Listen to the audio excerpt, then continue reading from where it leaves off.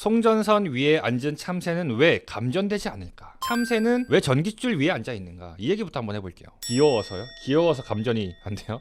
이 새들이 나뭇가지 위에 앉아 있는 이유는 당연한 거죠. 넓은 시야를 확보해서 나의 먹이를 관찰함과 동시에 또 포식자들로부터 안전한 장소를 선택한 것이 바로 나뭇가지 위, 둥지. 그래서 나뭇가지 위에 앉아 있는데, 근데 왜 현대에 와서는 물론 나뭇가지 위에도 앉아 있지만 전깃줄 위에 앉은 참새도 굉장히 많이 보게 되잖아요. 그 이유가 무엇일까요? 현대 도심에는 나무가 없는 곳이 상당히 많습니다. 물론 요즘에야 이제 조경, 환경을 위해서 나무를 많이 심지만 생각보다 나무가 없는 곳이 많아요. 지금 사진처럼 전신주들만 박혀있는 곳이 굉장히 많습니다. 그러면은 나무가 없으니까 나무를 대체하기 위해서 비슷하게 생긴 전깃줄 위에 앉는구나 라고 할 수 있겠죠. 그리고 보통 전봇대는 나무보다 높고요, 전깃줄, 선로가 가지보다 튼튼해요. 그렇기 때문에 앉는 게 이유입니다. 근데 인터넷에서 어디 떠돌아다니는 이야기를 보면은, 여러분들 이거 뭔지 아시죠? 제가 이걸 처음 만났을 때 우리나라는 정말 좋은 나라구나 라는 걸 새삼 느꼈어요. 그래갖고 이게 뭐냐면은, 맞아요, 엉따예요. 버스 정류장 온열 의자라고 합니다. 선로에 전류, 전깃줄에 전류가 흐르면은 전류에 의해서 열이 발생을 하죠. 그래서 어떤 분들은 이 선로에 참새들이 앉는 이유는 이거 참새 전용 온열 의자 아니냐라고 하시는 분들도 있어요. 근데 실제로는 어때요? 틀린 사실입니다. 물론 전선에 전류가 흐르면 열이 발생하는 것은 맞으나 정상 상태에서는 굉장히 미약하고, 실제로 만약에 새들이 추워서 전깃줄 위에 앉을 거라면은 바람을 피해서 나무가 빽빽한 곳, 벽이 있는 이런 곳에 피해 간다라고 해요. 그리고 또 한 가지 모순인 것은, 정말 이곳이 따뜻해서 앉아 있는 것이라면은 여름철에는 왜 새들이 전선줄 위에 앉아 있겠어요? 이런 게 모순이라는 거죠. 그래서 이것은 좀 사실이 아니다. 그렇다면은 다시 본론으로 돌아와서 왜 참새는 감전되지 않을까 다시 한번 이야기해 볼게요. 어떤 분들은 이렇게 말씀하시죠. 전선의 피복, 즉 절연체 때문에 감전이 안 되는 거다라고 주장하시는 분들도 있어요. 일부는 맞는 말입니다. 절연체, 피복이라는 것은 뭐냐면은, 우리가 이 전선 케이블이라는 것을 보면은 전선의 중심에는 도체라는 것이 있어요. 전류가 흐르는 부분이죠. 그리고 우리가 절연체, 다른 말로는 피복, 쉽게 말하면 전선의 껍데기라고도 많이 표현을 하게 되죠. 이 껍데기가 있는데, 절연체의 역할은 도체의 반대예요. 전류를 흐르지 못하도록 막아주는 것이죠. 그래서 도체 전류가 흐르는 중에 사람이 도체를 직접적으로 만지면은 접촉에 의한 감전의 위험이 있기 때문에 우리가 절연체를 놓고 접촉에 의한 감전으로부터 보호하는 것이죠. 우리가 실제로 사용하는 절연 전선 또는 케이블 같은 경우를 보면은 저압에서는 이런 코드 케이블 같은 거 많이 쓰죠. 특고압 22,900V는 이런 케이블을 주로 사용하게 돼요. 그렇다면 이 절연 전선 또는 절연 케이블은 접촉에 의한 감전으로부터 100% 안전하다라고 할 수 있을까요? 여러분들 집에서 사용하는 전기 코드들 그냥 우리가 편하게 만지잖아요. 전기가 흐르는 상태에서도. 그렇죠? 저압의 경우에는 상대적으로 전압이 우선 낮고 안전하게 공사가 됐다라는 가정하에서 접촉에 의한 감전으로부터 99% 안전합니다. 근데 반대로 특고압, 우리가 특고압이라고 하면은 최소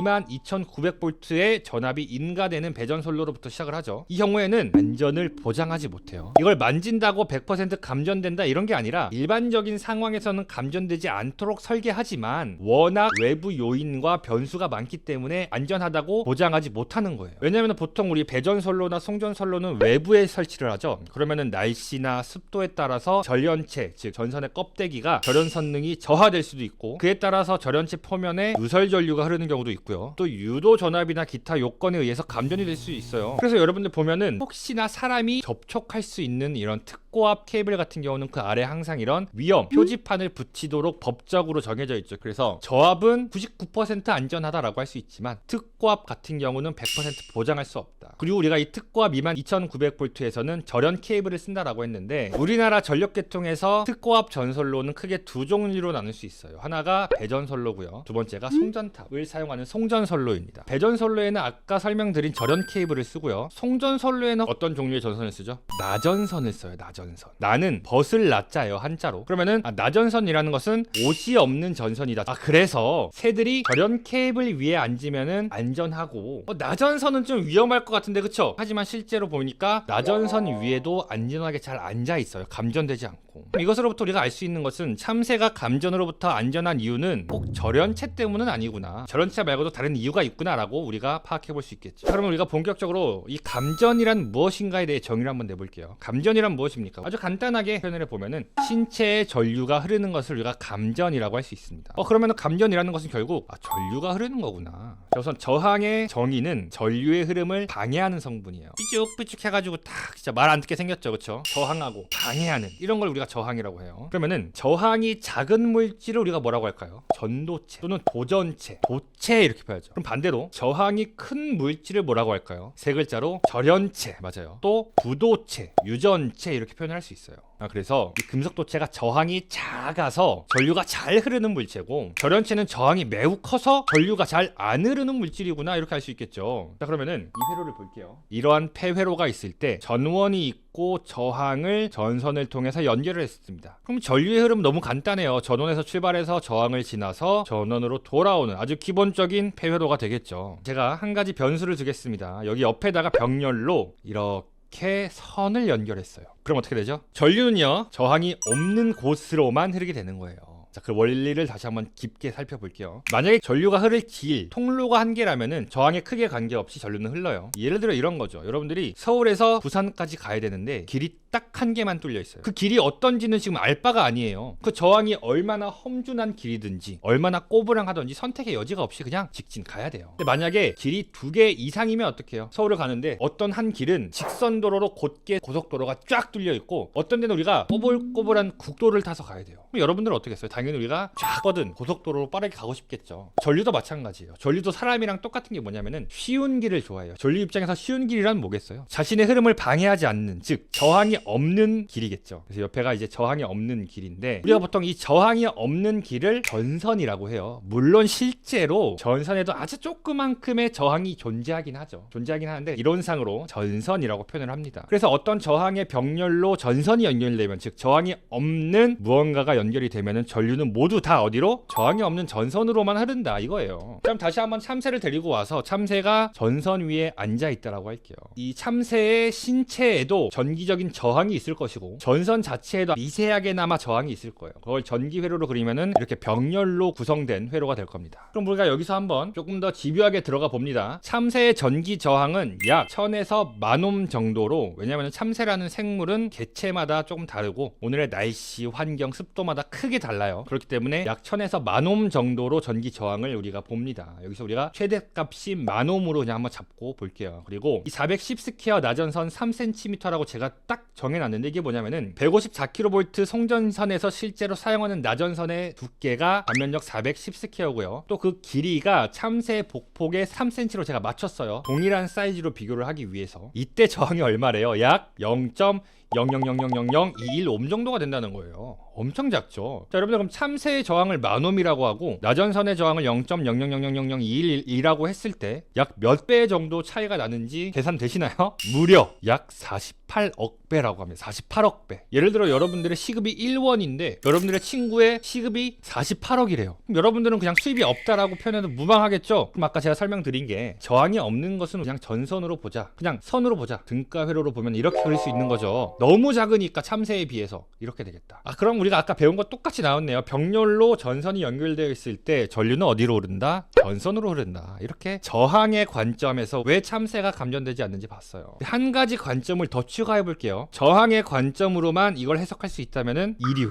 인류는 뭐예요? 전위의 관점에서도 해석을 할 수 있다 이거예요. 우리가 보통 전기, 전류를 설명할 때 물의 비유를 많이 해서 설명을 드리죠. 전위차에 대해서 설명을 드릴 건데 마찬가지로 쉽게 비유하기 위해서 수위차 바꿔 설명을 드리면은 이렇게 나란히 비이커 두 개가 연결되어 있을 때 어느 비이커에서 어느 비이커로 물이 흐를까요? 물의 흐름은 곧 전류의 흐름이다. 이걸 말하고 싶은 거죠. 어디로 흐를까요? 당연히 물의 양이 많은 수위가 높은 곳에서 낮은 곳으로 흘러요. 이걸 우리가 한마디로 정의하면은 두 지점의 수위차가 존재할 때 물이 수위차가 높은 곳에서 낮은 곳으로 흐른다 이렇게 표현할 수 있겠죠. 자, 두 번째, 똑같이 비커가 있는데 물의 양이 아까랑은 좀 다르네요. 상황이 달라요. 자, 이럴 때는 물이 어떻게 흐르죠? 물이 흐르지 않죠. 물이 흐르지 않아요. 그래서 우리가 이것을 수위차가 없을 때는 물이 흐르지 않는구나 이렇게 표현할 수 있다는 거예요. 두 지점에 수위차가 있을 때 수위가 높은 곳에서 낮은 곳으로 물이 흐른다 이렇게 정리할 수 있어요. 이걸 반대로 말하면 뭐라고 할 수 있죠? 두 지점에 수위가 같다면 물이 흐른다 안 흐른다? 물은 안 흐른다는 거예요. 자, 그럼 우리가 이 숫자를 전자로만 바꾸고 물을 전류로만 바꿀게요. 자, 전위차가 있을 때 전위가 높은 곳에서 전위가 낮은 곳으로 전류가 흐른대요. 이걸 반대로 말하면 뭐라는 거예요? 두 지점의 전위가 같다면은 전류는 안 흐른다 이거죠. 참새로 돌아와서 참새 보폭 3cm 간격에서 여기 앞발을 V1, 뒷 윗발의 전위를 V2라고 할게요. 이 3cm 간격에서 전위는 서로 같습니다. 물론 아주 미세하게 차이가 있지만 너무 미세해서 무시할 정도. 그럼 양발 사이에 전위가 같기 때문에 참새를 통해서, 즉 여기서 와서 이렇게 참새의 몸을 통해서 전류가 흐른다 안 흐른다? 흐르지 않는다. 우리가 저항의 관점에서도 볼 수 있지만 전류의 관점에서 이렇게 볼 수 있다는 겁니다. 자, 여기까지 설명했다면 이제 많은 분들이 질문하시는 게 있죠.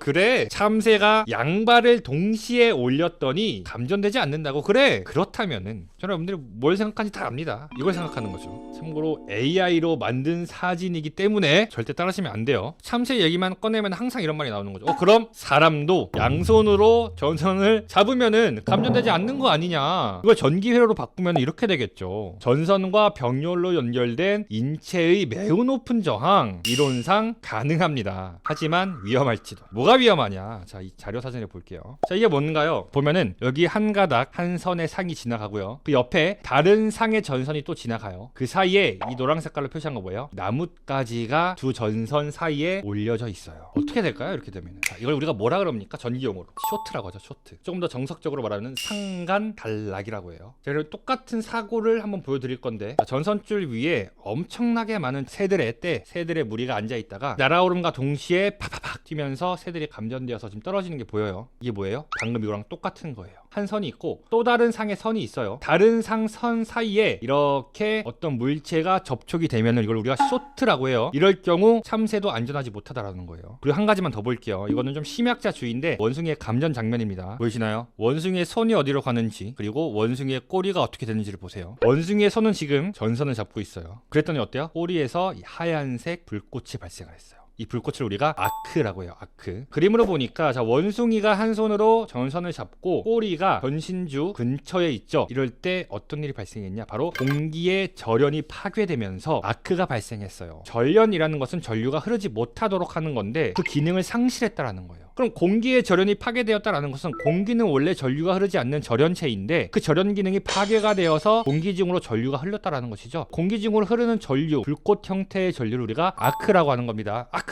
그래서 이 원숭이의 손으로부터 꼬리까지, 그리고 꼬리에서 전신주의 완금, 금속재 따라서 대지로 빠지네요. 왜 대지로 가나요? 우리 아까 앞에서 배웠죠. 우리가 보통 배전선로의 상전압선 한 상에 전압이 13.2kV예요. 상전압. 그리고 대지는 0V입니다. 그러면은 전류는 전위가 높은 곳에서 낮은 곳으로 흐른다라고 했죠. 그래서 손으로 꼬리를 따라서 쭉 흐르는 거죠. 그럼 반대로 사람이 그냥 대지를 양발을 짚은 채로 손을 뻗어서 전선을 잡으면 어떻게 돼요? 자, 이렇게 잡은 거예요. 지금 양발은 땅 위에 있습니다. 이 경우 어떻게 될까요? 당연히 손에서부터 땅으로 직격이죠. 바로 감전이죠. 바로 감전. 그럼 우리가 살아있는 전선을 만졌을 때 감전당할 사고 유형 두 개를 본 거예요. 첫 번째는 상간 접촉에 의한 쇼트, 단락이고요. 두 번째는 한 손으로 선을 잡고 다른 신체 부위의 어느 곳이 대지 또는 대지와 연결된 도체, 즉 이 전신주와 근접했을 때 사고가 날 수 있구나. 자, 그러면은 이 사람은 보면은 지금 도체와도 굉장히 멀죠. 그리고 이 선 사이의 거리도 굉장히 멀죠. 두 번째, 대지와의 거리도 굉장히 멀죠. 이건 물론 AI입니다만. 실제로 이렇게 매달리면 안전한가요? 안전하지 않은가요? 뭐 이론적으로는 될 것 같은데 아까 사고 영상들을 보니까 그냥 탁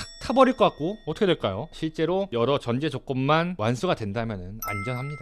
그래서 이 원리를 이용해서 우리가 송전 활선 작업이라는 것을 해요. 활이라는 것은 살활, 전선이 살아있다는 것은 전류가 흐르고 있다는 것이겠죠. 그래서 송전을 계속하면서 무정전 상태에서 실시하는 선로 작업을 송전 활선 작업이라고 합니다. 그러니까 지금부터 나오는 자료는 AI가 아니고요, 실제 작업 사진입니다. 이거 보세요. 인부가 선에 직접 양손으로 양발로 딛고 걸어가고 있어요. 이것도 보면은 양발 양손으로 선을 잡고 걸어가고 있습니다. 자, 그런데 아까 제가 뭐라 그랬냐면은 한 상의 선만 만지면 괜찮은데 두 가닥 이상의 선을 동시에 만지면 선간 단락이 발생한다 그랬죠. 쇼트라고요, 쇼트. 근데 지금 이 작업자는요, 몇 가닥을 만지고 있어요? 놀랍게도 네 가닥을 동시에 만지고 있습니다. 괜찮을까요? 우리가 이제 복도체라고 하는데, 우선 용어부터 설명드리면은 단도체라는 것은 이렇게 큰 하나의 전선이에요. 예를 들어서 우리가 송전선로에다가 1600 스퀘어만큼의 전선을 설치해야 된다라고 할게요. 근데 이 정도면 사이즈가 너무 크죠. 너무 커서 비용은 물론이고 전선을 가설했을 때 하중에 의해서 밑으로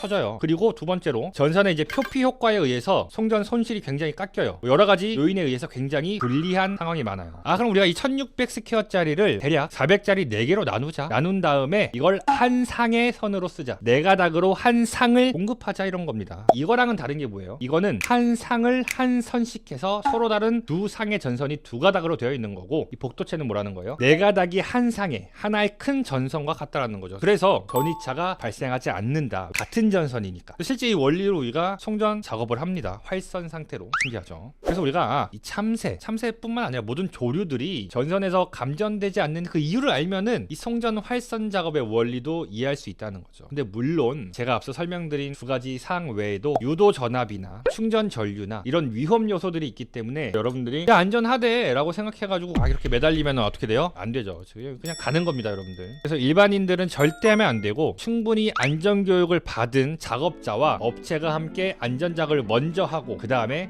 만지는 거죠.